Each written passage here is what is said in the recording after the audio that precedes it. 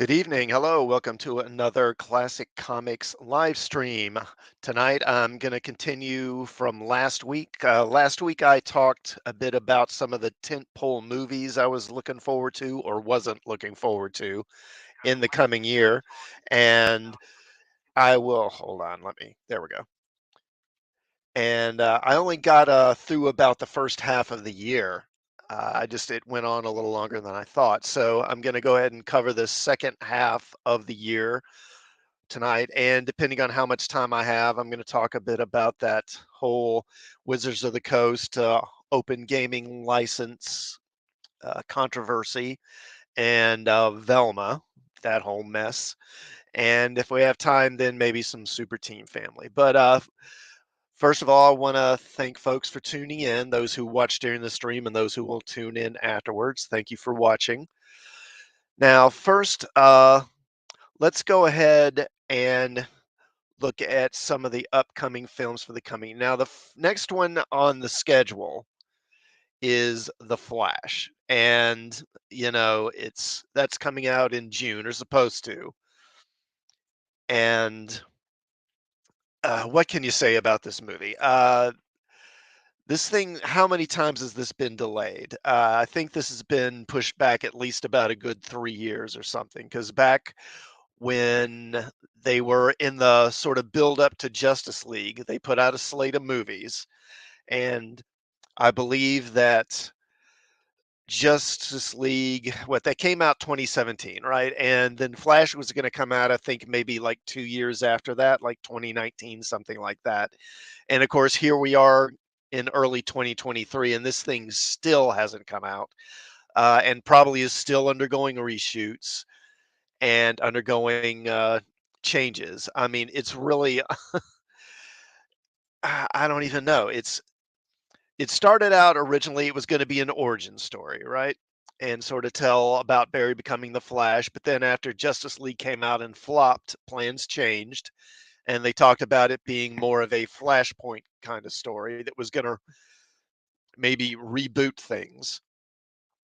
And it's just gotten pushed back further and further and further. And that was when the whole idea of Batman, Michael Keaton as Batman coming in. And, it's they've obviously tried to sort of revamp this thing to maybe change it because Ezra Miller has become such a controversial figure because he's been in so much legal trouble, but how do you shoot around the main character, and not only is he in it, but there's multiple versions of him in it. There's like more than one Barry in it. So there's only so much reshooting you can do. I think at one point they reshot the Batman stuff, but with Ben Affleck. And now that apparently is being taken out. And maybe I don't know if Cavill did anything for this movie or not, but if they did, I think that's probably getting pulled too. And of course, there's been some controversy around Ezra Miller, obviously, because of all the crimes he has allegedly committed.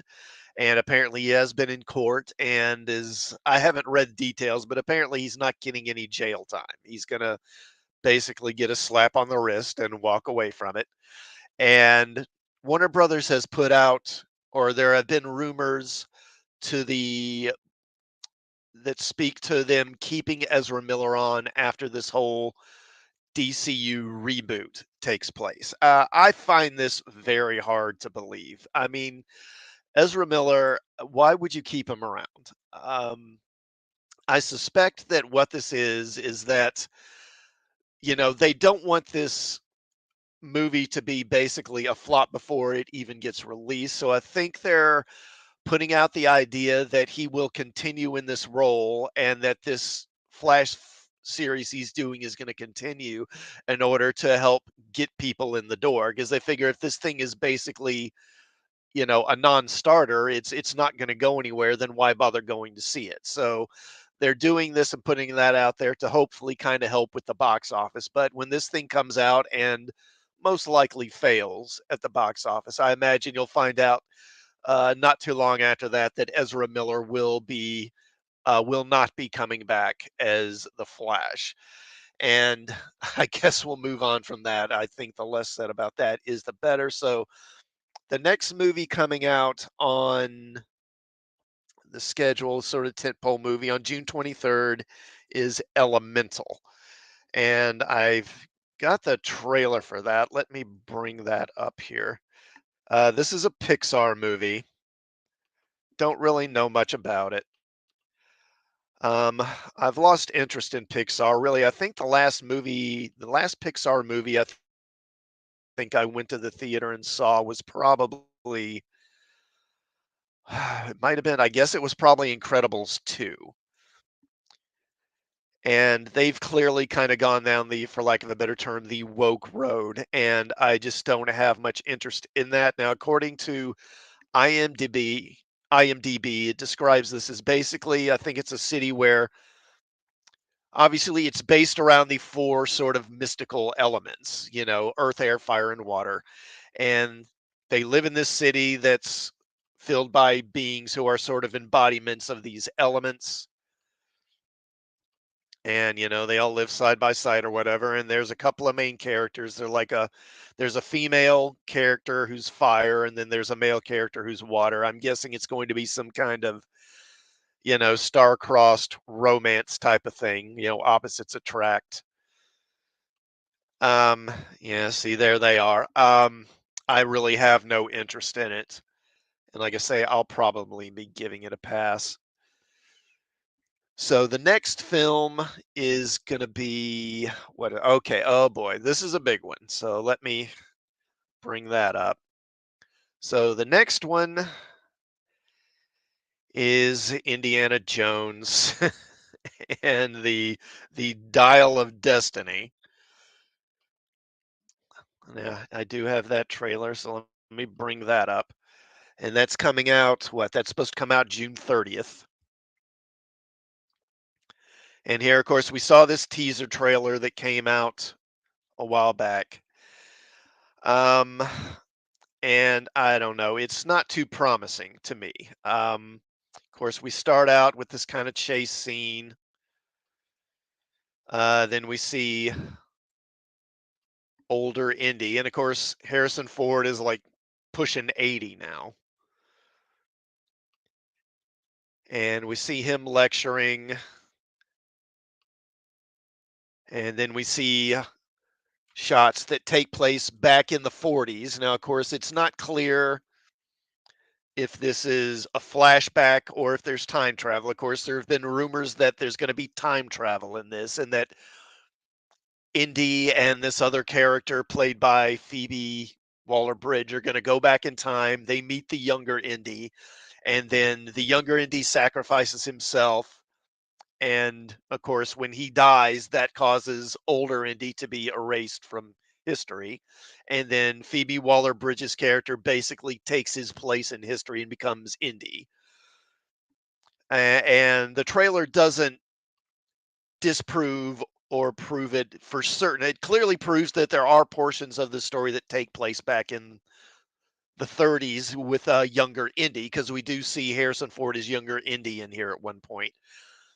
But they don't prove that time travel is involved. Again, it could be a flashback. And here we see Indy and Sala.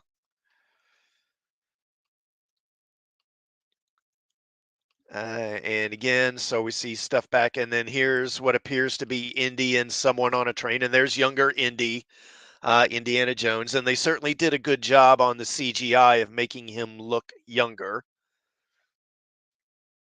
That's certainly that they do a pretty good job with that. And of course, he's in a Nazi uniform, but in both, Raiders of the Lost Ark and in Last Crusade, of course, he overpowers a German soldier and takes his uniform. So that's kind of old hat for him.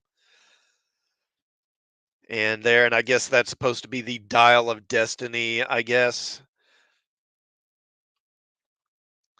And of course, the concern has been that this is going to be sort of your standard sort of modern current day sort of deconstruction of a popular character, much along the lines of, say, Luke Skywalker in the Star Wars movies, where they're going to basically pair the older male character with a young female character who's basically going to outshine him And in the end, it turns out that she's really the one responsible for all the great stuff that the hero did in the first place, or something like that. And here we see shots of Harrison Ford riding, and I'm sure that's not really Harrison Ford. I'm sure that's a stunt double riding on a horse. And there was a shot. Can we get it of him? I guess we don't see it. There's a shot of him on it where the CGI on the face is the head is pretty bad.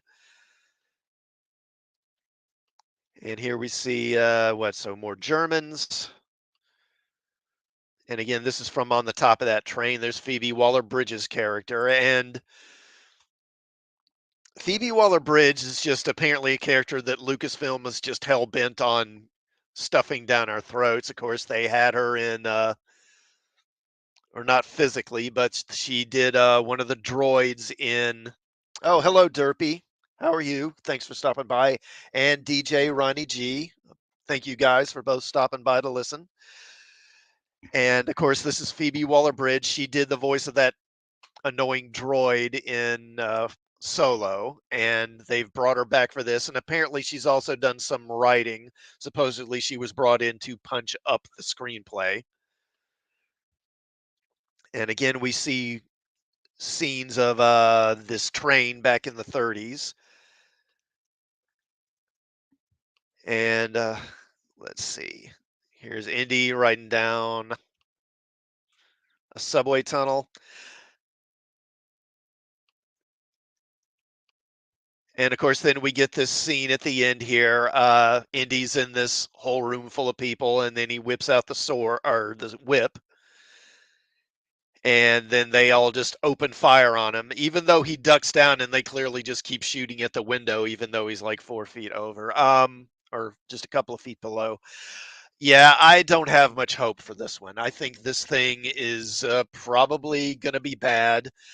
Now, supposedly, again, we've heard rumors that this is going to involve reshoots. They're already doing reshoots on it and have maybe changed the ending. Of course, we saw rumors about what was it, John Williams, who I guess was giving some concert and mentioned that they were doing reshoots on the movie or changing the ending, and he was going to have to go back and rescore the ending. And of course, the director has denied that. Is it true? Who knows? I don't think it's really going to matter. I think this thing is going to be, it's just a matter, is this thing going to be bad or is it going to be just like an atrocity? It's just going to be degrees of bad. And I'm not looking forward to this at all. I'll probably go see it just to see how bad it's going to be. Now, the next film, I think after this coming out, so yeah, and this is coming out July 14th, and that's going to be Mission Impossible Dead Reckoning. Let me stop sharing this one. And I'll bring up that trailer. Now, the Mission Impossible movies, they're okay. I saw the first three, I believe. And that's really kind of it. I haven't seen any of the others all the way through. I've seen parts of the one. What it's the one where he's in Dubai, with the Burj Khalifa, that really tall building, and he's climbing up the outside of it. Whichever one that is. I think that's Ghost Protocol. I think that's what that one is. And I've watched parts of that one, and it's okay. But the issue I had with the Mission Impossible films is it just seems like they all have the same basic plot, where they're sent on a mission, and then the mission goes bad, and then subsequently they find out they were betrayed, usually by someone in the government or inside the IMF, and then they're declared rogues or criminals or whatever, and then Tom Cruise and the rest of his team have to go on the run, and then they have to figure out who betrayed them and then stop the bad guys, also while not getting caught by the government. And it's like, how many times can you do that same storyline over and over? Because I swear every one I've seen has that same basic plot. My guess, though, is that this one is going to be a big hit because Tom Cruise, of course, just came off of that Top Gun Maverick, which was the biggest film of 2022, and a good film. I really enjoyed it. So I'm guessing that this one's probably going to kind of ride on the coattails of that and it will be really successful. I think I've heard that this is going to be like a two-parter. So this is going to be a part one, and then there will be a part two, and that is maybe going to be it for the Mission Impossible movies. Maybe, I don't know. If these things are big enough, I wouldn't be surprised if they try to keep it going. I really don't know much about it other, as far as any specifics about the plot. As I say, it seems like they always have the same plot. Aside from Tom Cruise himself and his usual sort of cronies, I'm not sure who else is in it. Um, as you see, kind of the usual shenanigans: Tom Cruise riding motorcycles, Tom Cruise running. I probably will skip this one.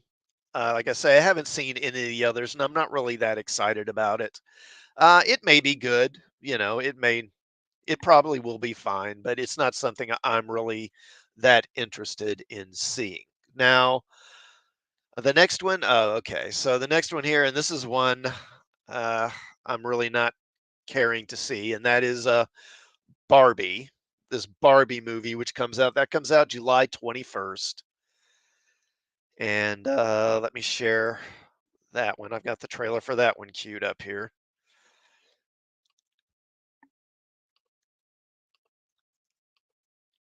And of course, the opening of it, it kind of imitates 2001, and that's kind of amusing as far as it goes.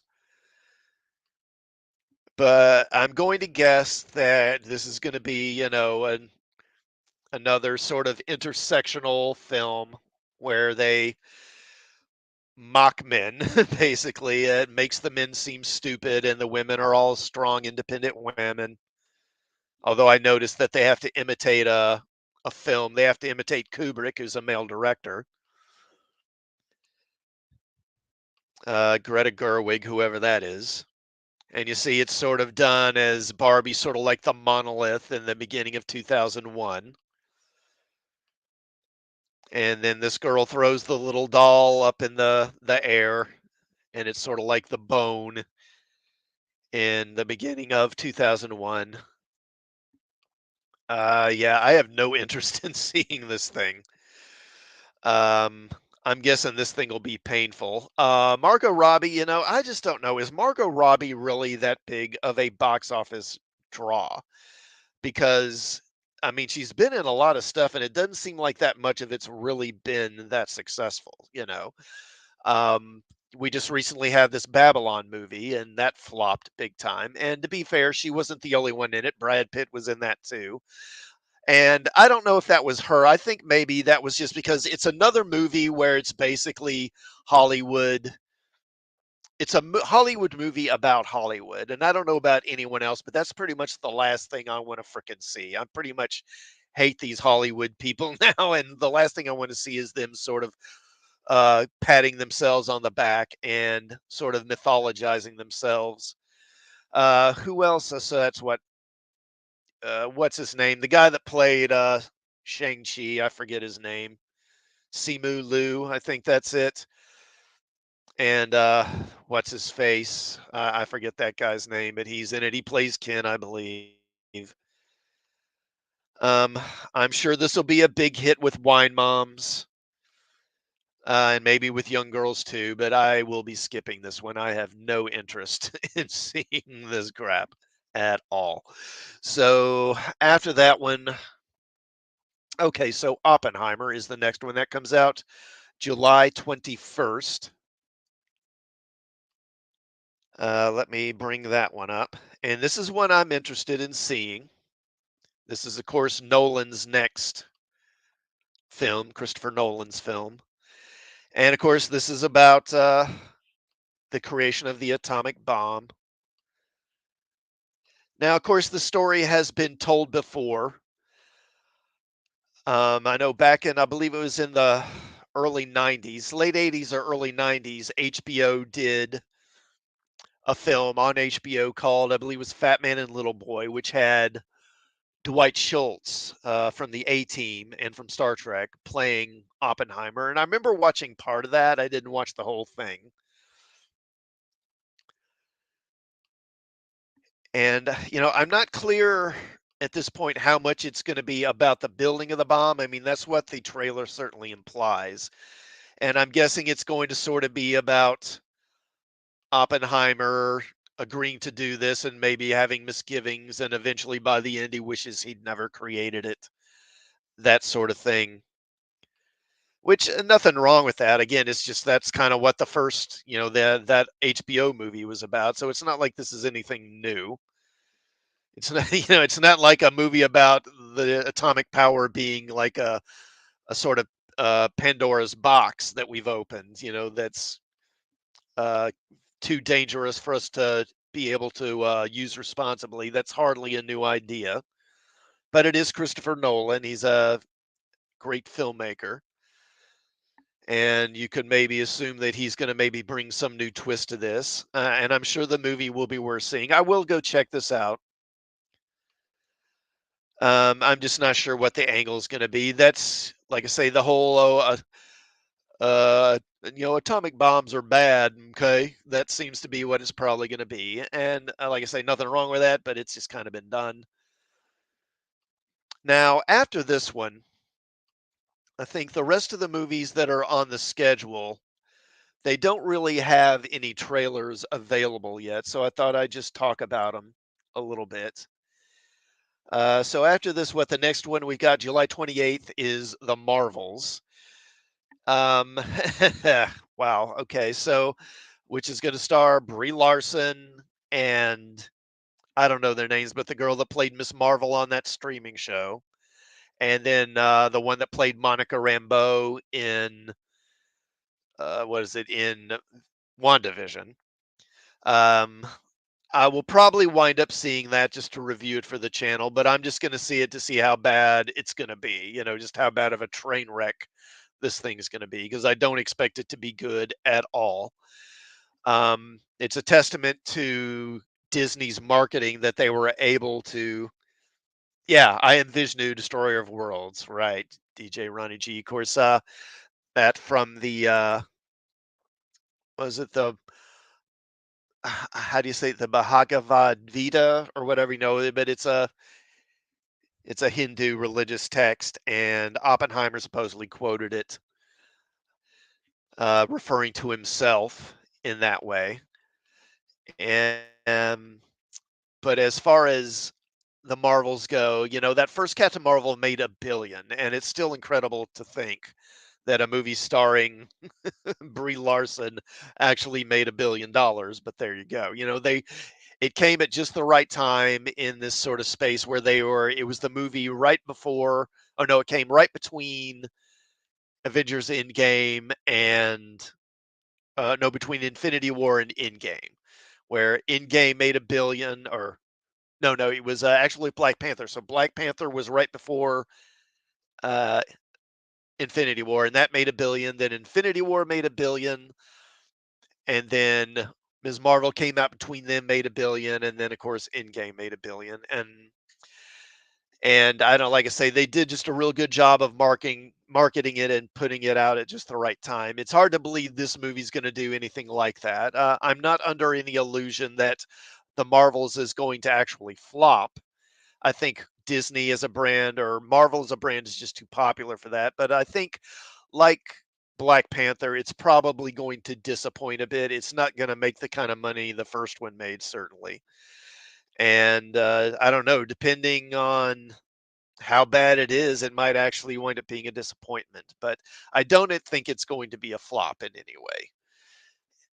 Now, after that, okay, so the next one on August 4th is a new Teenage Mutant Ninja Turtles movie, Mutant Mayhem. Now, apparently, this is a CGI film.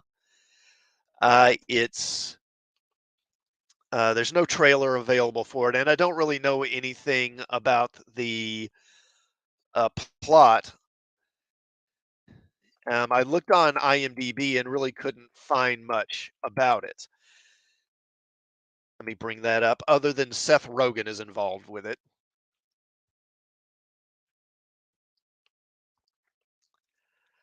As far as the plot, it doesn't really say. It just says CGI animated film based on the superhero team. So who knows what this is about?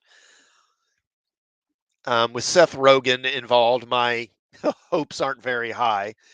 At best, it'll probably be mediocre. I'm not the hugest Teenage Mutant Ninja Turtles fan. I mean, I think that I like them okay, but they're not something that I'm crazy about. I probably will give this a pass. Probably not going to go pay a ticket to see it. Now, after that, the next one on August 18th, this is a movie I'm pretty excited about, and that's Blue Beetle. And Blue Beetle, of course, is based on the DC character. This is going to be a DC movie from Warner Brothers, and it's based on the character. Uh, there have been multiple versions of Blue Beetle. This is based on the latest version, which was introduced back around 2005. And basically, you've got a young kid, a teenager, Hispanic teenager, Jaime Reyes, who finds this object, which looks like a blue beetle, like a scarab, which is actually an alien artifact that turns into a kind of power suit. And he becomes a superhero. This is the third version. Well, actually, maybe the fourth, depending on how you look at it, but at least the third version of the character. And at the time they made this change at DC Comics, this is one of the ones I thought was actually a pretty good change. I thought it was a good idea. Uh, the original Blue Beetle was introduced back in like the 30s, and he was originally a mystery man type of character, sort of pulp character, very similar to, say, the Green Hornet or something like that. But then when superheroes became popular and took off, they sort of revamped the character. And he got this magic scarab in ancient Egypt, which gave him superpowers. And he became, it allowed him to fly and shoot like heat vision and stuff like that. He became a Superman ripoff, basically. And he was published for a bit in the Golden Age. Now, of course, then most Golden Age comics were canceled, and so was he. Then in the 60s, he was revived at Charlton Comics. Charlton Comics hired Steve Ditko, who, of course, had recently created Spider Man over at Marvel, to revive Blue Beetle as an. He was a pretty obvious Spider Man knockoff at that point. He became this wisecracking. They replaced the original Blue Beetle was named Dan Garrett, so the way it went was that Dan Garrett, one of his students, he was like an archaeologist, and this kid, this young man named Ted Cord, was sort of his protege. Then Dan got killed in like a cave in, and then Ted Cord decided to sort of carry on his legacy as the Blue Beetle, but he didn't have the magic scarab, so he had to sort of become a superhero on his own. So he became like a technical expert, and he also got into shape, learned how to fight and all that, and he became a kind of Spider-Man knockoff, a sort of acrobatic, wisecracking character who was published briefly in the 60s. But the Charlton line was eventually canceled. And then in the mid 80s or early 80s, DC purchased the Charlton comic superheroes, which included the Question and Captain Atom and some others. And they revived Blue Beetle at that time as the Ted Cord version. And he was got his own book briefly in the 80s. It didn't run very long, maybe a year and a half or something like that.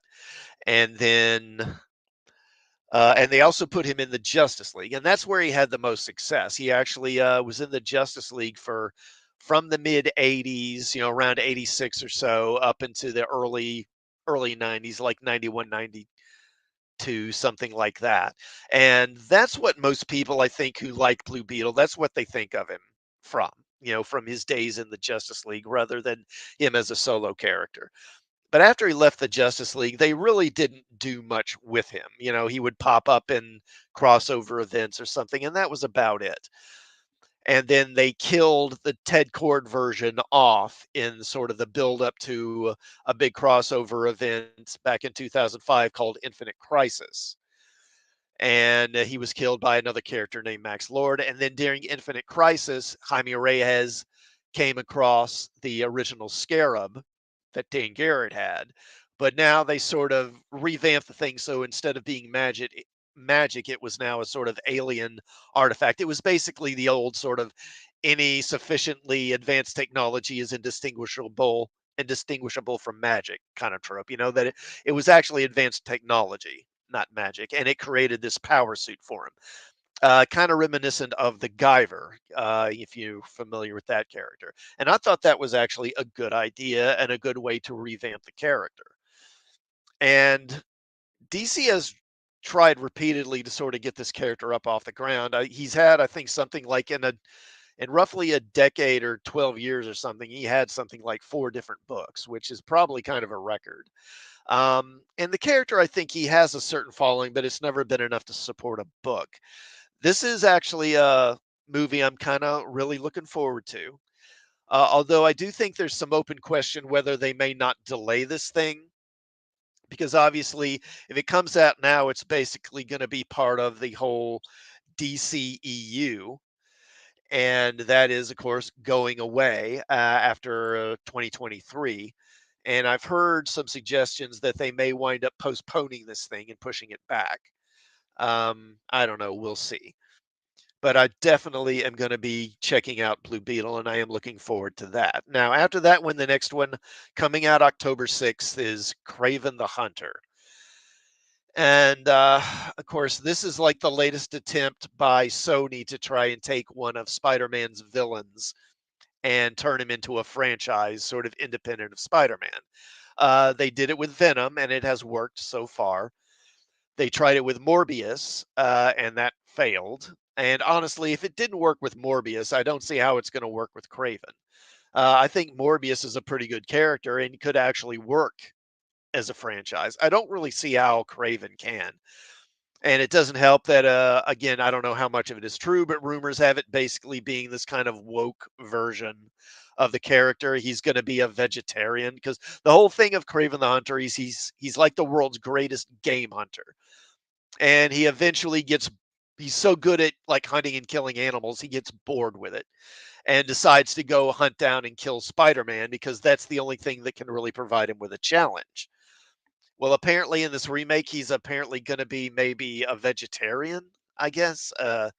Again, I don't know if that's true or not, but if it is, it's like kind of laughable. And another thing, of course, is that in the comics, at least, Craven is Russian. And of course, because of the Ukrainian war, it's like Russians are bad. Okay, we don't like Russians. So them putting out a movie starring a Russian protagonist, I wonder how that's going to go down. Uh, I don't know. I don't see this being a success. I will check this out again, probably more just to see how bad it's going to be rather than because of any real desire. I believe it's what Aaron, what's his name? Aaron Taylor Thomas, the guy that played Kick Ass. He's going to play Craven, I think, which again is kind of an odd choice to me, but I don't know. Maybe he can pull it off. But I don't expect this to be very good, and I do expect it to fail. After that, okay, so then later in October, we've got Dune. So Dune Part 2. That's definitely something I'm looking forward to. I did like the first film. I thought it was pretty well done for the most part. Denis Villeneuve is just such a good filmmaker. He almost couldn't help but make a good movie. I did think there were some things I questioned about the film, mainly that it felt like oddly kind of padded, even though they cut a lot out. But overall, I did think that the movie was cast well and for the most part, did a good job telling the story. And of course, this covers about the first half of the first novel, and the second uh, film will cover the rest of the first novel. I honestly think you could have actually made a trilogy out of the first book because the book has a pretty obvious 3-act structure to it.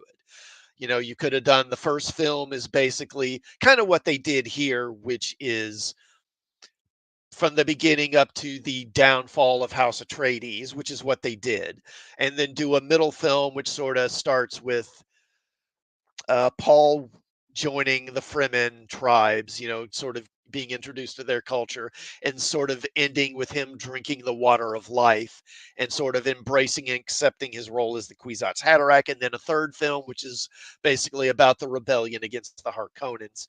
So it looks like they're going to kind of take the second film's gonna kind of be a combination of those, and it'll probably be good. I'm definitely looking forward to it. I am interested to see how they're going to handle some of the other elements. Like I understand Christopher Walken, I believe, is going to play the Emperor. Um, an interesting choice. And I believe that guy, what's his name, Austin Butler, the guy that played Elvis this past summer, he's going to play Fade Routha, who is one of Baron Harkonnen's nephews. I guess that's a fine choice. I don't know. I really haven't seen that guy in much, so I don't know. I didn't see that Elvis movie. I meant to check that out, but I never got around to it. One thing that really disappointed me about the first film was that we never got to see a Spicing Guild navigator. Of course, I'm a big fan of the original Dune film from '84. And of course, in like the opening of that film, right away you see a guild navigator, and I really wanted to see one and was a little disappointed we didn't get that. If we don't see that in this movie, it's going to be a bit disappointing. We'll just have to wait and see, I guess. Now, after that, what have we got? So after that, then later in October, we've got Willy Wonka. And again, this is another that's going to star Timothy Chalamet, who, of course, plays Paul in the Dune films. And it's basically going to be the origin of Willy Wonka, I guess. Not something I'm really excited about. Again, this is a movie. It's like, do we really need the origin of Willy Wonka? I don't know that we do. Let me bring that up and share that right quick.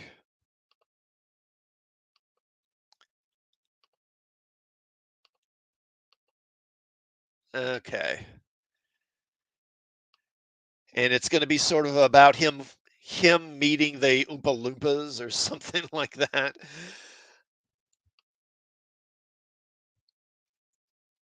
And again, it's like them just squeezing every last drop out of an IP that really, didn't need this.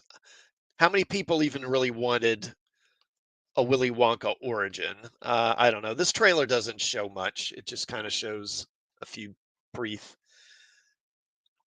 DJ Ronnie, just the guys in helmets. You mean the Spicing Guild, I guess. And that was one of the things. They have that scene in the first film where that herald or messenger comes to Caladan, and they have this big ceremony where he comes out and basically just tells us stuff we already knew. We already know that the Emperor has given control of Arrakis to House Atreides, and we already know that they're packing up to go there. So that scene, it just tells us stuff we already knew, and it's kind of like, what's the point of this scene? It's kind of, again, it's kind of padded and feels like it's totally superfluous. Yet they put that in while cutting out a lot of stuff that I think would have been more useful to improve. And it's not like I hate the scene or anything, but it's kind of like, why is this here? It didn't. It really felt unnecessary. So I guess, yeah, the guys in the helmets in the background in that scene with their faces covered, maybe they were members of the guild, I guess. Okay, so I'll stop sharing that, and then after that, and then there's after that on the schedule here for the year in December, there's a Ghostbusters film. Now I hadn't heard anything about this really until recently, and so I went to IMDb to take a look at this, and there really wasn't anything there. It's basically just like untitled Ghostbusters Afterlife sequel. That's literally what IMDb has it down as. It says, well, let me share it. I'll share it right quick.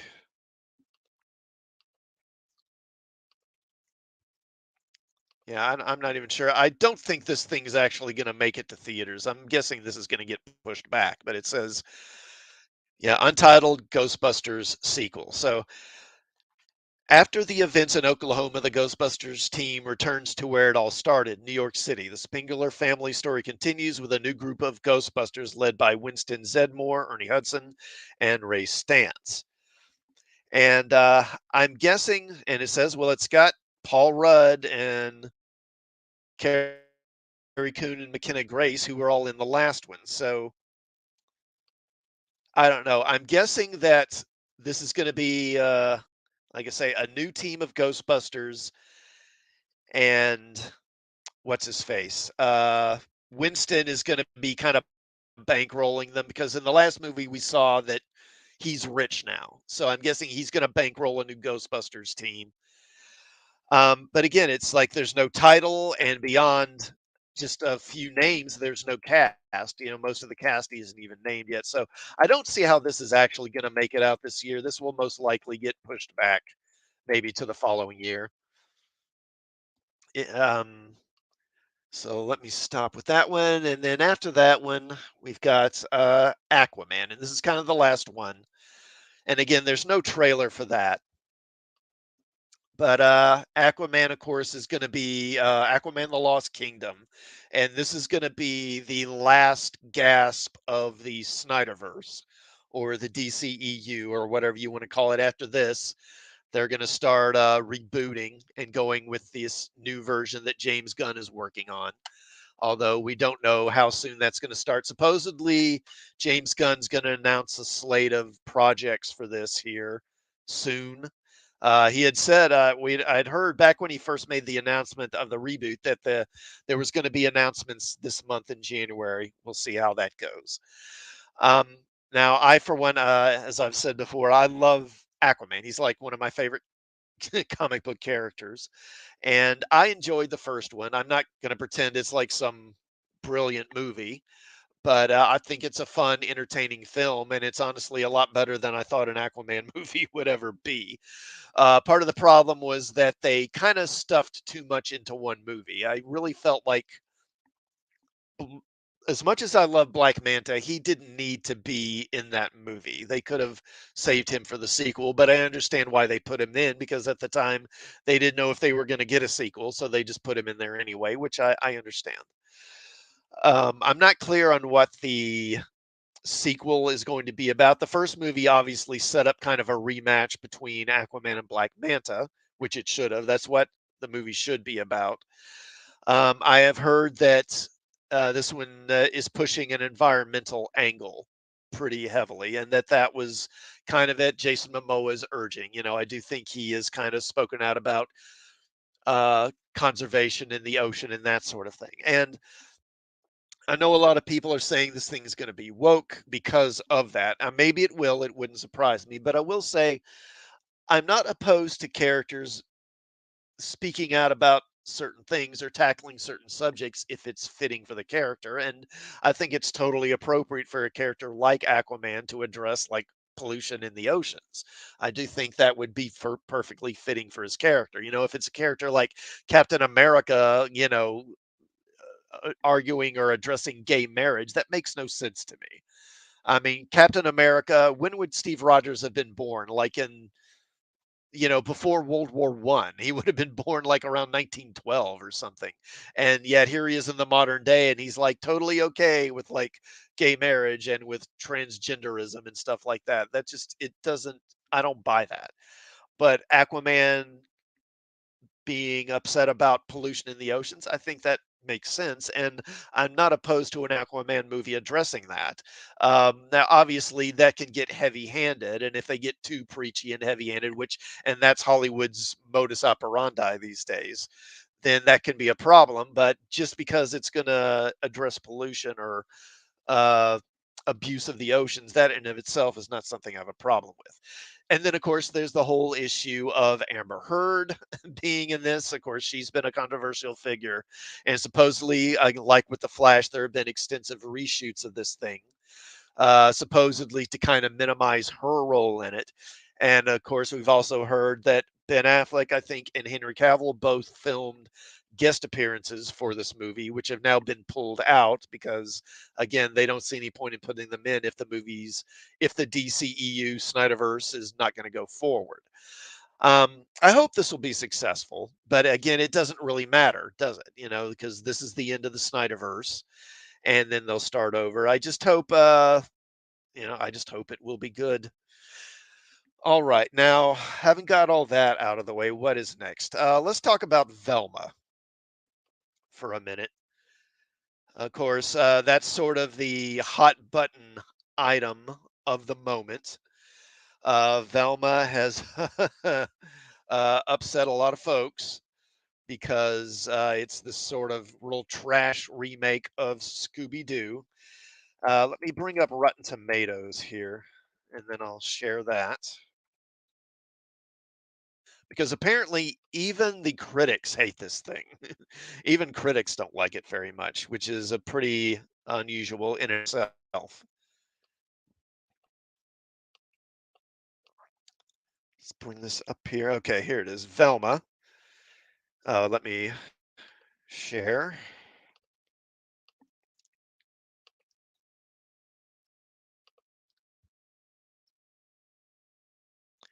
And I have not watched Velma. I don't have HBO Max. I did get HBO Max briefly in order to watch the Snyder Justice League.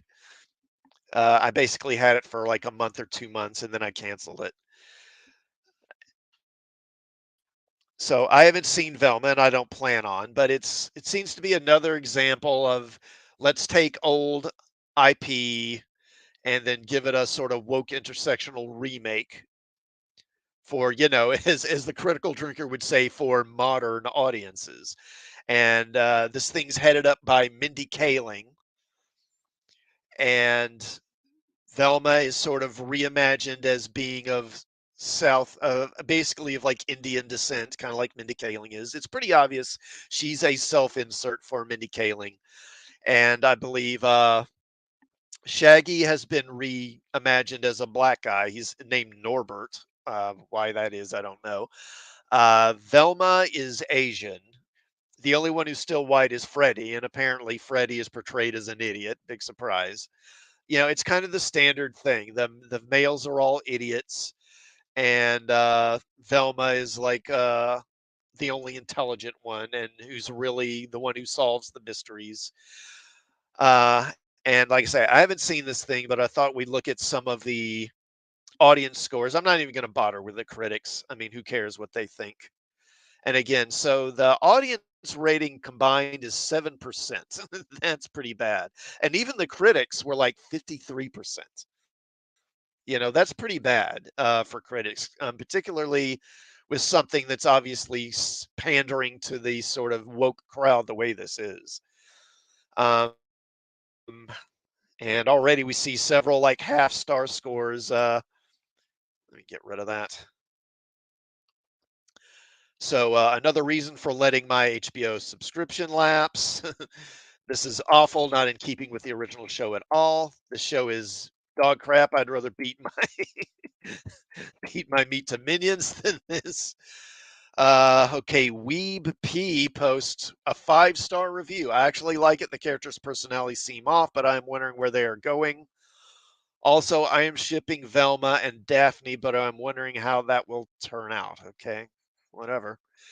Another half star. I was really hoping this would be decent, but only made it through an episode and a half. No respect for the source material. Horrible writing, shoehorn jokes. It's the same level of horrid as they made the Jim and Holograms movie. Do yourself a favor and skip this one.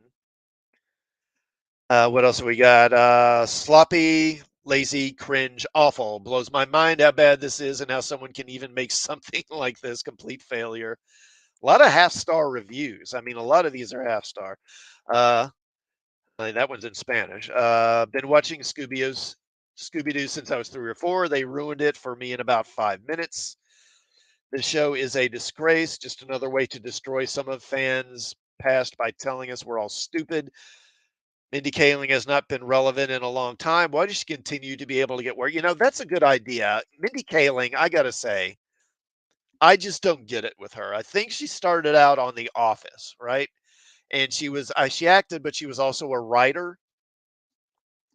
So I'm guessing that's kind of what she's been able to sort of coast off of for the last decade or whatever. Um, And I watched some episodes of The Office, and it was amusing.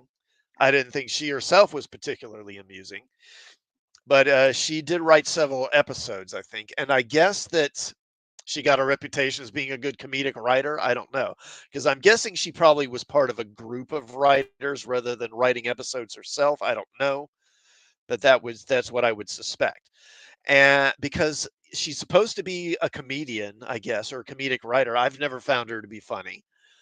And she's not a good actress. She's basically just sort of plays herself. She's barely acting at all in the roles I've seen her in.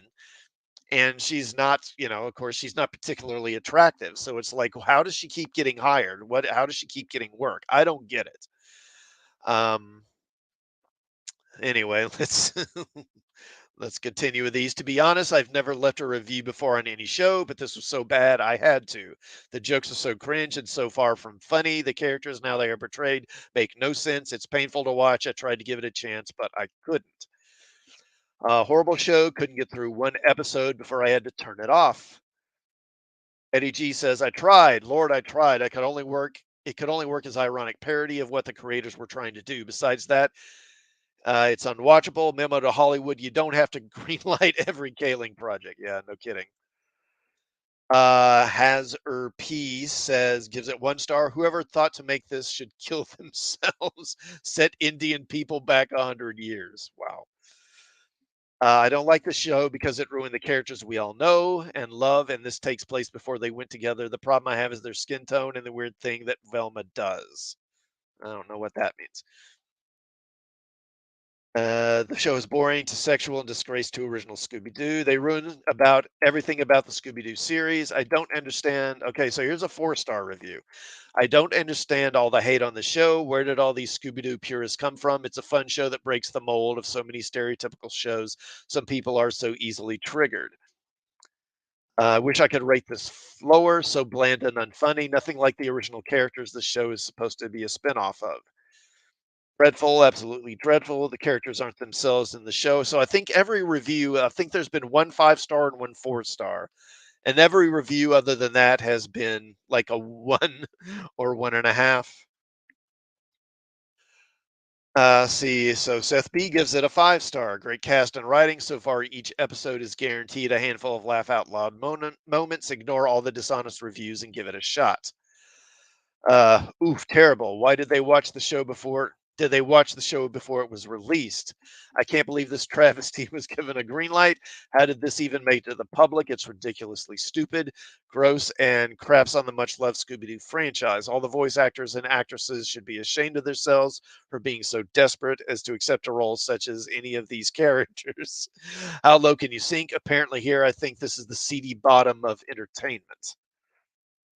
I'm willing to give anything a chance, especially if Glenn Howerton and Constant Wu are part of the project, but they deserve better. This is the worst take on the Mr. Gang I've seen, and I'm happy they weren't able to ruin Scoob himself. HBO needs to stop greenlighting these projects. It was almost as bad as Santa Inc. Oh yeah, remember that Santa Inc. thing? That was a piece of crap. Wow, just wow. It's as if there was a contest to make a worse show than She-Hulk, and the team at Velma said, hold my beer. Yet another example of the kids taking something from the past and taking a giant dump on it. No one was asking for a non-Scooby-Doo show. No one was asking for a cartoon to depict teenage girls naked in a high school gym shower. No one wanted the character Fred turned into a micro penis guy. No one wanted a Scooby-Doo show without Scooby-Doo. For the love of all things sacred, Hollywood needs to stop turning legacy IP over to hacks that hate the original. Yeah, no kidding. Yeah, sure, they may claim to love the property, but then they want to change everything about it. Exactly. That means you have no respect for it. We've seen so much of old TV, movies, and TV shows destroyed by these talentless hacks. Will there be anything left? Not at this rate. The show was so bad that I could barely stomach the first episode. I won't bother with the rest. No, no. God, please, no. Why did they do this? Stop ruining good shows for people. Make new ones, new characters, new shows, new stories. It's just bad all around. Writing joke story. Honestly, it would have been better if you just set a pile of money on fire. This is a sad excuse for a Scooby Doo spinoff. The show followed its own narrative and should have just been its own show altogether, as it has nothing to do with the real Scooby Doo characters besides trying to look like them. What a disappointment. Worst thing ever, OMG. The jokes are not funny and just come off as cringy. Definitely won't be watching episode 2. I don't think I've ever seen a show as bad as Velma, and I didn't even watch a single episode before watching or writing this. This is worse than Sharknado 4 and Tremors 5 combined. So bad. The art animation is amazing, but the writing is so bad. Don't care about Scooby-Doo IP. I care about the humor, and not a single joke lands here. It's not only cringe, it's just moronic. I don't know what the target audience of this is. Certainly not adults. Unfunny and just downright awful. Cannot even get past the first episode. Literally bad fanfic level writing. Just another vanity project. It's not the worst adult cartoon I've ever seen, but it is mediocre. And this one's actually a star and a half review. The style, jokes, and tropes you've probably seen done elsewhere and better. My girlfriend and I wanted the first episode to be good, and we didn't crack a smile once. I'm not even sure it's entertaining enough to hate watch. The show pokes fun at cliches while itself being a collection of them. It was a struggle. The series deviates from the originals of Velma. It's sad to see writers assassinating the characters that have existed for decades to make a completely unwatchable show. They are not true to the original fans and went off again making something completely different. Writers don't respect the lore. And I guess I'll do one more of these and then we'll move on to another subject. If you want to learn projectile vomiting, this is the show for you. Jenna B gives it 5 stars. I think everyone is overreacting. Mindy does a great job voicing Velma. It may be different than what anyone would expect, but I think it's silly and just shows a different perspective. I say give it a chance. Episode 1 was horrifying. Starts out with teen girls in the shower. Was unable to finish first episode. Got less than 10 minutes into it. Avoid this disappointment of a show. This isn't Scooby Doo. It's a hateful, nasty, and unfunny series of vignettes playing poorly because playing the Scooby Doo characters. Velma is absolutely abysmal. What a shame. I gave it an honest try, but this is so cringe. It was like nails on a chalkboard. No fun and also boring. I am seriously considering dropping HBO Max as a result. You should. Getting tired of the hit and miss programming, and examples like Velma are so rotten. I feel like I'm getting insulted in addition to getting ripped off. Yeah, you are. Terrible show. It's even missing the poor Scoob. If I had 2 children and my first child told me they were marrying George Santos because they told me they loved him and that their love child and the other child told me that Velma is a good show, I would leave my inheritance to my first child for exhibiting better judgment. I mean, I'm not even sure what that's supposed to mean. Mike G gives it a 3-star rating. The plot feels muddled. I like the voice acting. OMG, these people are getting delusional. That one's in Spanish. I won't read that one. Same problem with so many other shows lately, hateful, petty, gross, aiming to destroy existing and beloved characters for a generation of viewers. This is not edgy. This is just sad. Honestly, don't know who they made the show for. Couldn't make it through the first episode. Pandemonium gives it a 5-star. Personally, I found it very funny. I love the new personalities. They should shake up the characters because they've been around for nearly 80 years. 80 years? No, I don't think it's been that long. It's been about what? Scooby Doo. I think the first Scooby Doo series came out in 68. Basically, it's as old as me, and I'm 54, so it's about that old. Let's see. Thought I'd try this. I'm now blind because I poked my eyes out. This show is a complete disgrace and an insult to the Scooby Doo franchise. To not to start, not a single member of the mystery gang acts like themselves. Film has a woke, I don't care personality, and don't even get me started on this imposter trying to be Shaggy. The Scooby Doo Triple X parody movie had more respect for this franchise and its characters. Everyone who worked on this disgrace of a series needs to be fired. All they have done is pissed people off, wasted money, and dragged HBO Max's name through the mud. After watching the first episode, my friend and I canceled our subscriptions. Good for you. At least until HBO Max realizes, admits, and apologizes for this god awful mistake. Just terrible. Looks like Scooby Doo, but just isn't trying to be Scooby Doo, but just missing in every mark. Scooby Doo isn't even in it. Deserves a 0 out of 5. Stop changing beloved characters when no one wants that. Create something original with your ideas or find a new line of work. This was awful. It was difficult to watch. I was hoping for a modern reboot of the Mystery Team. What I got was a poorly written commentary of American struggle with first world problems. Interesting. So as you can see, you know, it's not going over too well.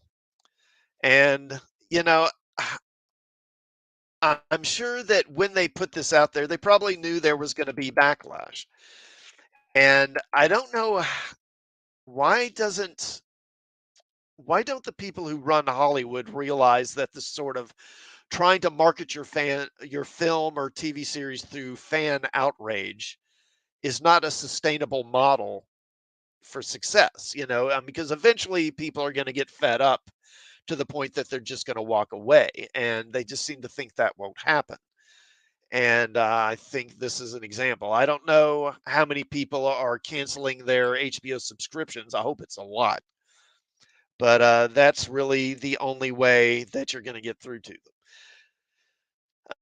them. That's enough about Velma, I guess. So let me talk a bit, right quick, about Wizards of the Coast and this whole on-game license mess. So a document leaked out that allegedly was going to be a revision of the Wizards of the Coast open gaming license. Now, back when Wizards of the Coast bought Dungeons and Dragons from TSR, because TSR was bankrupt, someone, and I forget the guy's name, but there was a guy at Wizards of the Coast that came up with this idea of basically using the D20. They revamped the Dungeons and Dragons rules and built it around this D20 mechanic. And there was a guy, one of the game designers at Wizards of the Coast, who had the idea of basically creating what became known as the open gaming license, where basically they created a document that had sort of the core rules and core mechanics of the D&D system, which was called the System Reference Document, or SRD. And they basically put it out there for anyone to use. And the comparison at the time was to open source code like Linux. Linux is a computer code that was created by some folks who didn't charge anything for it. They just made it and then put it out there on the net for anyone to use. And this was kind of compared to it. The idea being that anyone could take the SRD and use it to create a game, create a Dungeons and Dragons setting, or create adventures or that sort of thing. And it was very successful. And back in the early 2000s and mid 2000s, it led to really kind of an explosion in role playing games. There was a ton of stuff from around 2001 or so up to about 2005 or 6, probably. Um, Now, that kind of went away with fourth edition. They basically did away with it and then created so around 2005, 2006, Wizards of the Coast was bought by Hasbro. And then after Hasbro bought them, they put out a fourth edition of D&D. And with the fourth edition, they did away with the open gaming license.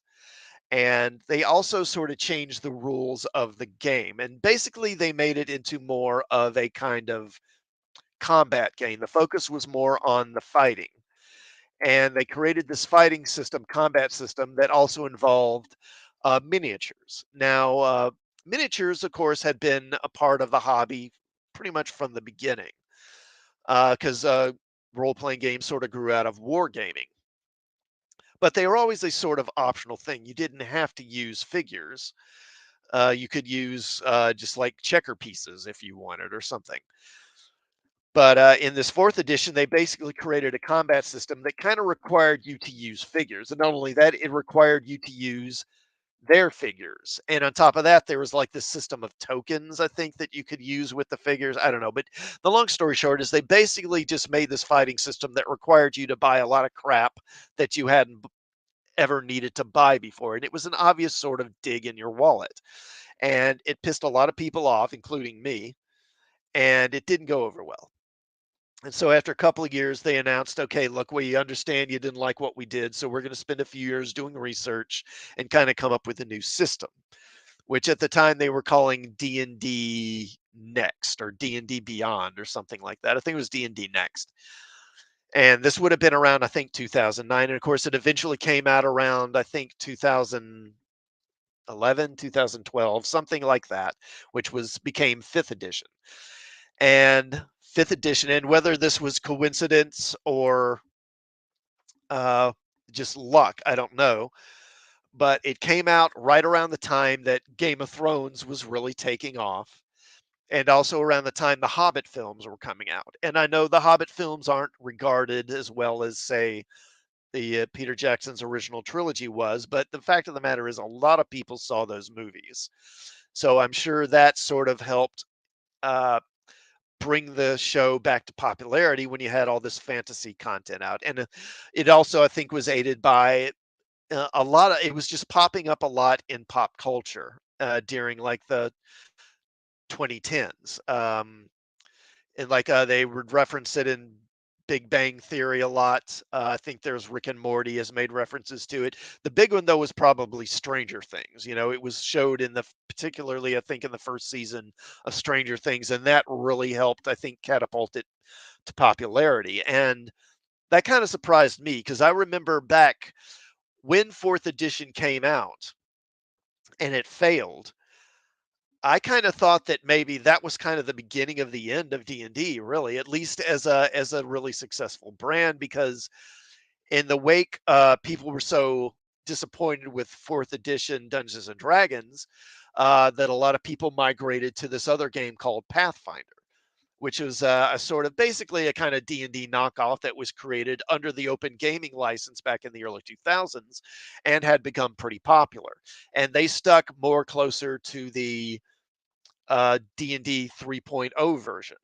And really, from the late 2000s up through the early 20 teens, it was really doing well and was arguably getting as popular as Dungeons and Dragons was. And I was kind of thinking, I don't know, this may D&D's days might be numbered, but I guess I just, you can't underestimate the value of name brand recognition. And D&D just had so much cultural cachet and so much recognition from all those decades before it that it rebounded pretty nicely in the 2010s. Again, thanks to some of these pop culture references and all this sort of fantasy based entertainment that was really taking off, especially Game of Thrones, I think. And then it really took off during the pandemic. The pandemic hurt a lot of businesses, but apparently it was a boon for Dungeons and Dragons and for Hasbro, because with people cooped up, again, this is something else I kind of underestimated was how many people were playing D&D online, and I guess that migration to playing online just kind of increased during the pandemic since people couldn't go out and couldn't meet and stuff. And I believe that like 2010 was actually like the biggest year in the history of D&D. It was more successful than ever.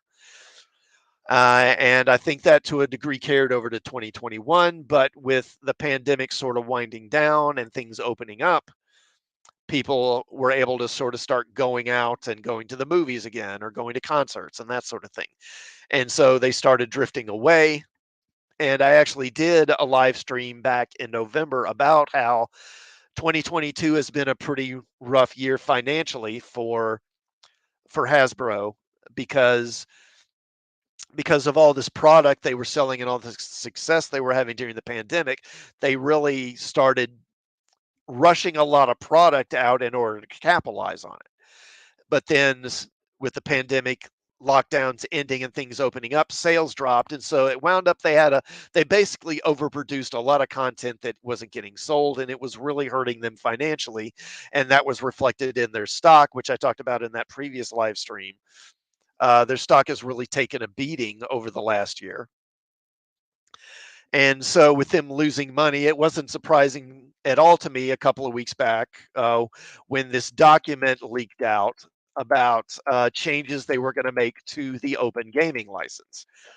And I'm not going to go through the whole thing, but basically what it boils down to is they were going to rewrite the open gaming license. This is going to be version 1.1, and they were going to start putting rules into this open gaming license, basically saying that if you make over about $750,000 using our material, using our system, then they're going to get royalties off of it. Basically, they're going to get a share of your money. And I don't.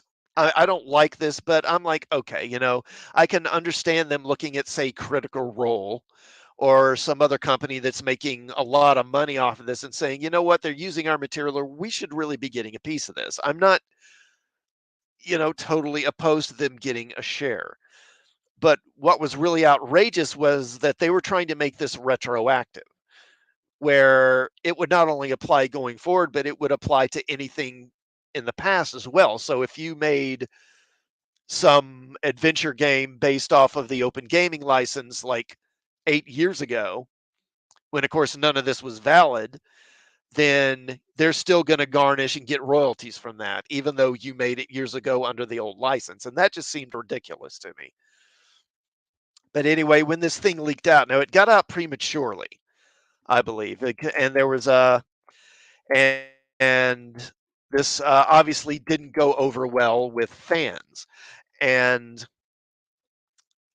just to sort of fan the flames, around the same time this document leaked out, there was also a leaks of, I guess, some minutes from a meeting that a bunch of the high ups at Wizards of the Coast and or Hasbro had, where one of the bosses of at Wizards of the Coast said something along the lines of, "We see the D&D brand as being under monetized," which basically means we're not making enough money off of this, and we need to find new ways to make money off of our customers. And of course, that falls right in line with this whole thing of the royalties. So this kicked up quite a firestorm and pissed a lot of people off. And then Wizards of the Coast announced that they were going to make, an announcement and address the controversy, and that happened just the other day. And they put out a statement. Let me see if I can find that, because the statement they made was really kind of BS. It was obviously just such corporate uh, double speak. Let's see.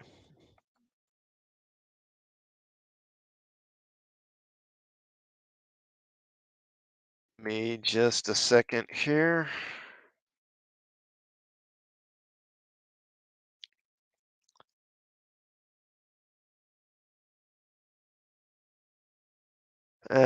Okay, here we go. And this is what TechCrunch.com. I'm not that familiar with them, but let me bring this up and we'll take a look at this statement, which is a bunch of BS, really.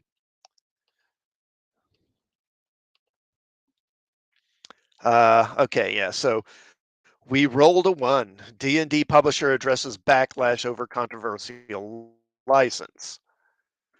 So after a week of silence amid intense backlash, Dungeons and Dragons publisher Wizards of the Coast has finally addressed its community concerns about changes to the open gaming license.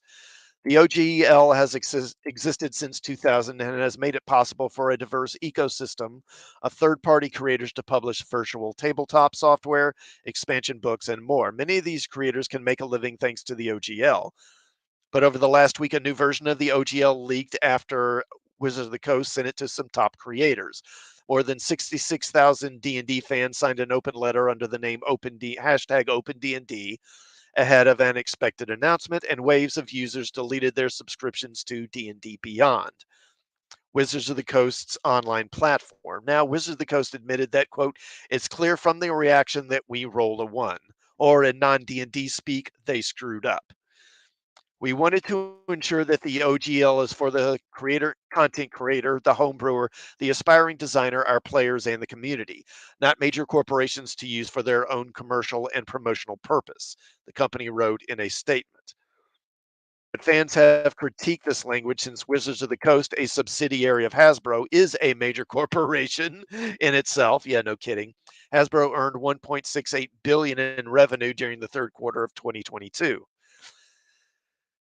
TechCrunch spoke to content creators who had received the unpublished OGL update from Wizards of the Coast. The terms of this updated OGL would force any creator making more than 50,000 to report earnings to Wizards of the Coast. Creators earning over 750,000 in gross revenue would have a 25% royalty. So They'd have to give 25% of the money they make to Wizards of the Coast. The latter creators are the closest thing that third-party D&D content has to major corporations, but gross revenue is not a reflection of profits. So to refer to these companies in that way is a misnomer. Magehand press editor-in-chief Mike Holick, who organized the hashtag Open D&D letter, says his business would be impacted by this 25% royalty. As he told TechCrunch, most Kickstarters that raise that amount of money are not even making a 25% profit, since most of the money raised is going to fulfilling orders, printing books, and paying collaborators. A Kickstarter involves many small products, so your profit margins actually go down because you're going to offer people some dice and some adventures and a box set, and all those individual things end up cutting into your profit margins pretty significantly, Holick said. Kickstarters don't walk away with 80% of their money and profit. None of that is legitimate. I don't know where they're getting that 25% number from. They're trying to squish competition completely. The fan community also worried about Wizards of the Coast, whether Wizards of the Coast would be allowed to publish and profit off third-party work without credit to the original creator. Noah Downs, a partner at Premac Rogers and a Dungeons and Dragons live streamer, told TechCrunch that there was a clause in the document that granted Wizards of the Coast a perpetual royalty-free sub-license to all third-party content created under the OGL. So if you created something new for the D&D rules and added to it, then they can then take what you made and that basically it becomes their property. Now, Wizards of the Coast appears to be walking back both the royalty clause and the perpetual license. Quote, what the next OGL will not contain is any royalty structure. It will also not include the license back provision that some people were afraid was a mean for us to steal work. That thought never crossed our minds. Yeah. Unquote. Wizards of the Coast wrote in a statement, quote, under any new OGL, you will own the content you create. We won't. Wizards of the Coast claims that it included this language in the leaked version of the OGL to prevent creators from being able to, quote, incorrectly allege, unquote, that Wizards of the Coast stole their work. Throughout the document, Wizards of the Coast refers to the document that certain creators received as a draft. However, creators who received the document told TechCrunch that it was sent to them with the intention of getting them to sign off on it. In other words, that it was a finished product, it was not a draft. The backlash against these terms was so severe that other tabletop role playing publishers took action. Paizo is the publisher of Pathfinder, a popular game covered under Wizards of the Coast original OGL. Paizo's owner and presidents were leaders at Wizards of the Coast at the time that the OGL was originally published in 2000 and wrote in a statement yesterday that the company was prepared to go to court over the idea that Wizards of the Coast could suddenly revoke the OGL from existing projects. Along with other publishers like Cobalt Press, Chaosium, and Legendary Games, Paizo announced it would release its own Open RPG creative license, or ORC. We have no interest whatever in Wizards' new OGL. Instead, we have a plan that we believe will irrevocably and unquestionably keep alive the spirit of the open game license. Paizo's statement says the license has not yet been published. Dungeons and Dragons content creators are still cautious about how changes to the OGL will impact the community, even if it seems like Wizards of the Coast might make some concessions. Ultimately, the collective action of the signatures on the open letter and unsubscribing from D&D Beyond made a difference. Well, I've seen that all they care about is profit, and we are hitting their bottom line, said Eric Silver, game master of Dungeons and Dragons podcast, Join the Party. He told TechCrunch that Wizards of the Coast response on Friday is just a PR statement. Yeah, probably. Until we see what they release in clear language, we can't let our foot off the gas pedal, Silver said. The corporate playbook is to wait it out until the people get bored. We can't and we won't. Yeah, so there was actually another leak. Uh, there's a YouTuber, I believe his channel is called D&D Shorts or something like that, and he claimed to have gotten a leak from someone who worked at Wizards. And what this person said in the leak, if I remember basically, is that yes, this was going to be the final draft, and really all they care about is the bottom line, and they basically see the customers not as customers, but basically as an obstacle to getting their money, quote unquote. You know, they basically see you as a problem to be managed, not as a customer. And Uh, this person said that when this got out, they knew there would probably be some kind of a backlash, and their plan is basically to just kind of wait it out. If there's a backlash, we'll pull back and we'll sort of tell them we're going to change course, and then just wait it out. And I would compare it to, if you remember back, I think it was during the summer, PayPal stirred up a controversy because they were going to put some changes into their terms of service whereby they could seize your money, seize your funds if the funds are coming from a person or from an entity or platform that they find to be quote unquote problematic, basically not sufficiently woke, let's say. And of course, problematic being defined largely by them. So basically, they can make up any excuse they want to seize your money. Now, when that got out, there was a pretty big backlash against it, and people got upset. And then PayPal, again, they backed off and they released this statement saying, "Oh, we didn't mean that was a mistake. We weren't going to do that. Don't worry, that's not going to happen." And then what happened was they just waited a few weeks, like 2 or 3 weeks, and then after everyone had moved on and forgotten about it, they just made the changes anyway. And that's probably what's going to happen here. They're still going to do this stuff. They're still going to carry through with it. They're just going to wait until people have moved on and aren't paying attention, and then they're going to make the changes anyway. Um, and I think what else is there? Yes, yeah. I guess I'll go ahead and move on from that. And so I've been going about an hour and 20 minutes. So what I'll do is we'll just finish up with a little bit of Super Team Family Blog. Those who may have seen my live streams before know about this. Let me bring that up. And we'll just spend, say, about 10 minutes or so on that. And this is a blog created by a guy. His name is Ross Pearsall. And I actually did an interview with Ross Pearsall on my channel a couple of weeks ago. Really nice guy, was very gracious to come on and talk with me. And he has this blog where he creates fictional comic book team ups between characters, that never really occurred. A lot of them are Marvel, DC type team ups, but he does do others as well. Now, I believe this is where I left off last time with Batman and Speedy. So we'll move on to Batman and Spider Girl. And Spider Girl is a character that was created back in the 90s. DC had this line of books that was sort of set in the future. And this wasn't the 2099 books, that was a different set that took place like about 20 so years in the future, 20, 30 years, and sort of featured future versions of various characters. And one of those was Spider Girl, and Spider Girl was May Parker, and she was the daughter of Peter Parker and Mary Jane. And of course, she had inherited Peter's spider powers and had become a superhero. And she was like the initial book, and then they had a series of other books. Um, like there was one called A Next that was kind of an updated Avengers book and stuff like that. But she was kind of the main character. They were okay books, they were fun. They were the guy who kind of pushed them was oh good lord, what is his name? I'm forgetting the I'm forgetting the name of the guy, but it was the guy who sort of pushed that line of books. He was an old school creator. Um, and they had a real kind of old school, kind of Bronze Age feel to them, like they had been published in, say, the earlier mid 80s rather than in the late 90s. And they're good books, I think, if you wanted to introduce someone to comic books, they'd be actually a good choice to go with. And I don't recognize these specific covers right off. That's a Jim Aparo Batman, of course.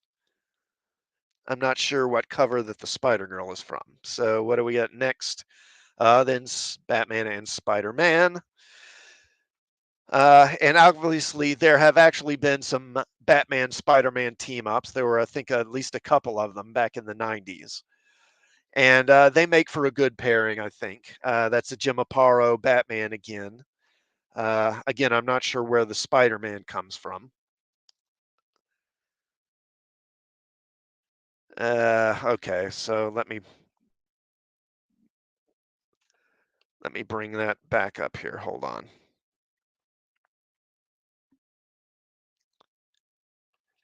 Okay, so I moved over to June. Let me bring it back to July right quick.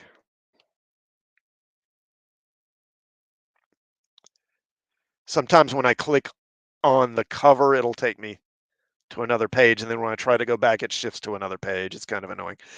Okay, so then another Batman and Spider-Man.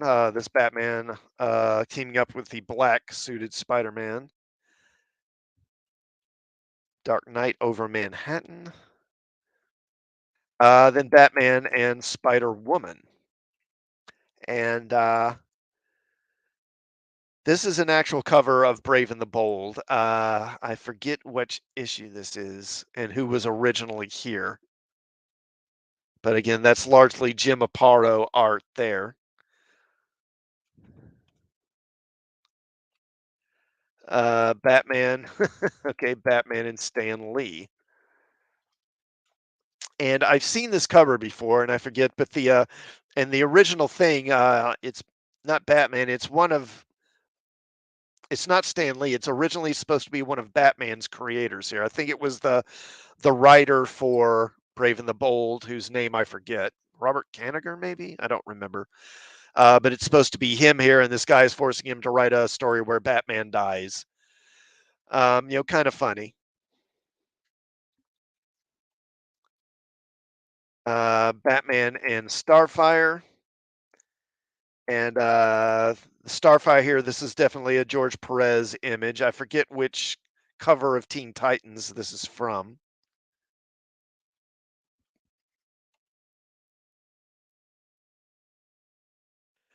Okay, Batman and Starman.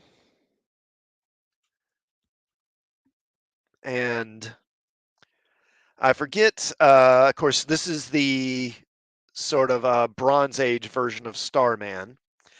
This character had a pretty brief career. He was introduced in Adventure Comics back in like the late 70s, and he had a handful of appearances there. And then they just sort of dropped him and never really did anything with him again, which I thought was a disappointment. I thought this character had good potential, but they just never really did much with him after that. Now, in the they subsequently, I think, I'm trying to think it was before or after, they did a different version of Starman that was an alien who had blue skin. And again, that character just got a couple of appearances and then they sort of dropped him. Then during the 90s, writer James Robinson did a version of Starman that was pretty successful. This Starman was the son of the Golden Age version of Starman, the original one. And in that series, he brought back the other versions of Starman to sort of explain them. And in this version, there was actually another version of Starman that appeared in the 80s briefly. And this version of Starman and that sort of late 80s version of Starman were turned out to be the same character. And obviously this is from a issue of Brave and the Bold. I don't remember the issue, but this character here, this villain is called IQ, and he's an old Hawkman villain. So I'm guessing Hawkman or Hawkwoman was probably the other person on the cover here. Batman and Storm, an interesting pairing. Don't recognize the figures from the cover there. Batman and Sugar and Spike. How could you do it? One of you is a murderer. Okay. And of course, Sugar and Spike is an old couple of DC characters. And of course, this was back when I think in the Silver Age or maybe even Golden Age, when of course the primary audience for comic books was very much children. They were writing for a very young audience. And they're sort of more comic strip level characters. So having Batman investigating them as murderers is kind of funny. Batman and Tarzan. Now, here's a pretty cool idea for a team up. Tarzan was actually published by DC for a period in the 70s. I don't remember the exact years, but certainly I think in like the mid to late 70s. I think, I think one thing that maybe younger people who are sort of in this sort of nerd space or whatever you call it, being fans of comic books and that sort of thing, is they don't really realize how massively popular Tarzan used to be. From the 40s through, I'd say, the 60s, or I keep saying Batman, Tarzan was a massively popular character, had a ton of movies. And I remember as a kid growing up in the 70s, a lot of those movies, they got sort of rerun on television, like on a Saturday or Sunday afternoon, almost, if you clicked on a channel on a Saturday or Sunday afternoon, you'd have a pretty good chance of seeing an old Tarzan movie playing. And then there was also a Tarzan cartoon that ran on TV briefly in the 70s. The character's kind of gone into decline since then. All right, so Batman and the all new Outsiders. And of course, this is a bit of an irony because the series Brave and the Bold, which this is sort of a cover of, was canceled in favor of Batman and the Outsiders, which took its place. But of course, the conceit here is that Batman is forming a new team of outsiders and this is, let me enlarge this a little bit. So this is Batman along with Iron Man, obviously. And then this character over here is actually the Robin of Earth 2. Of course, by the 70s, the Robin of Earth 2, who had, of course, first appeared during the 40s, was now an adult. And this was sort of his original costume when they first brought him back. I personally don't like this costume. He would get a different costume after that that I think was much better because this thing's just sort of a weird kind of ungainly mix of Batman and Robin's costume. It's basically a Batman costume with a yellow cape, and a Robin mask and an R over the bat. I mean, it doesn't look good to me at all. He would get a better costume than this when they started publishing JSA in All Star Comics. And trying to see who all have they got here as potential members. So we've got, uh, okay, so did it again. Who have we got here? We got Chance Falconer, Jack of Hearts, Birdman, Mon-El, uh, what's her name? Nightshade, The Question, Starfire, Red Sonja, The Mask. And in the background here, who all have we got? Giant Man, Johnny Quick, several Marvel characters. Okay. And again, I've jumped to another month, so let me get back to July.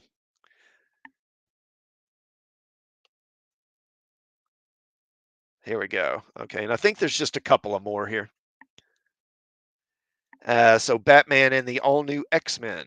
Finally, the team up you've been demanding, and this is Batman with and this is from one of the early issues of the revived X-Men, because this is definitely Dave Cockrum's art. I forget the exact cover, but this is definitely Dave Cockrum's art from those. Of course, Dave Cockrum is the artist who designed, or at least co-created, along with Lynn Wein, created Colossus and Nightcrawler and Storm. Now, of course, the interesting thing is, before working on the X-Men, Dave Cockrum was actually the artist on Legion of Superheroes over at DC.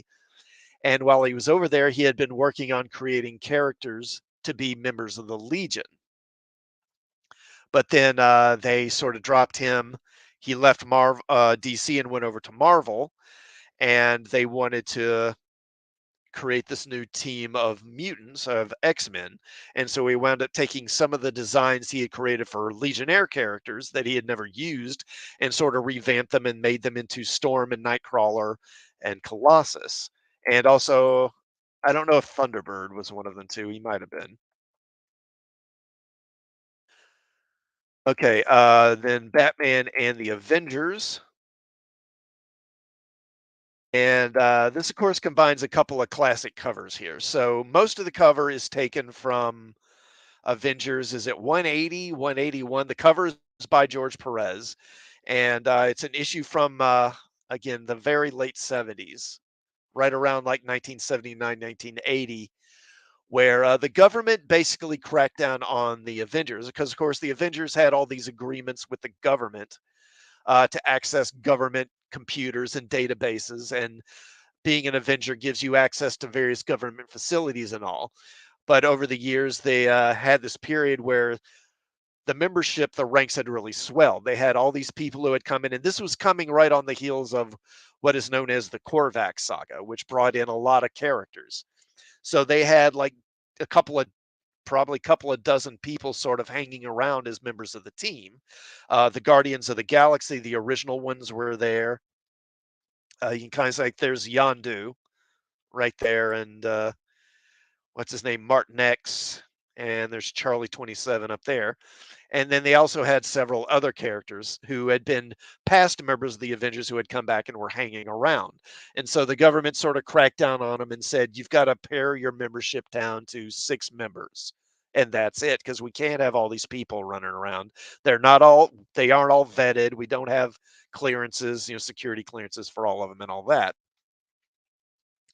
And or actually maybe it was 7. I think it might have been 7 members. But and of course the big controversy or big plot point of note at the time was when the government said they were going to make the choice. It wasn't going to be that they were going to get to choose themselves. And when it came time, the government and their liaison was this guy named Gyrich or Gyrick. And when he rattled off the names, it was pretty much kind of the previous team. It was like Captain America, Iron Man, Vision and Scarlet Witch, the Beast. I think Wonder Man was one of them. And then the final character was, and Hawkeye was really kind of expecting it to be him. And then they named the final character as being the Falcon, who had never been a member of the Avengers before. And it was at the time, it was a pretty obvious sort of affirmative action thing. Guy Ritchie basically said, it doesn't look good for the government to have this team and there are no non-white people on it, no black people.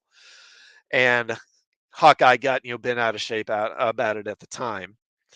And Falcon, when he found out, wasn't too thrilled either, because he was like, well, I'm obviously just here to be a token. They didn't really want me because they think I can help the team or because I deserve it just because I'm black. But he did join for a while. And that's what this cover is. The original cover has Gyrich sort of down here, sort of telling the Avengers that, again, 7 of you will remain as Avengers, the rest of you are out. This is where and I believe the line was, this is where the government takes over. And obviously he's photoshopped Batman into this spot instead. And this Batman figure comes from the first issue of Batman and the Outsiders. The cover of Batman and the Outsiders featured this image of Batman, and he's talking to the Justice League and basically telling them that he's quitting the Justice League, saying, as of now, I quit the Justice League. These other people are my team now. And like the Justice League is like here and the Outsiders over here. And he's like, I'm teaming up with these guys now. I'm done with you. And then Batman and the Beast. And this is the last one. And again, I believe this is a Jim Aparo, uh, Batman, and I believe this is a George Perez Beast here, and this is from a issue of Avengers. I believe the original cover had Wonder Man. This had Wonder Man on it here. So back in the late 70s, early 80s, when Wonder Man and the Beast were both regulars on the team, they kind of became friends. Kind of an unlikely sort of pairing of buddies. And when they revived the Avengers in the late 90s with Kurt Busiek writing and George Perez doing the art, they eventually brought back Wonder Man. Now, at this point, the Beast was back with the X-Men, but they did an issue where the Beast did sort of a guest appearance, and he and Wonder Man teamed up again, and that's what this is from. And I really loved that because I love those old Avengers books myself. All right, so that'll be enough. So I've been going almost, well, like an hour and 40 minutes. So I will go ahead and stop here. I do want to thank those who showed up, Derpy 501, DJ Ronnie G. Thank you for watching. And those who watch this on the rewatch, thank you for watching as well. And I will see you all next time. Thanks for watching.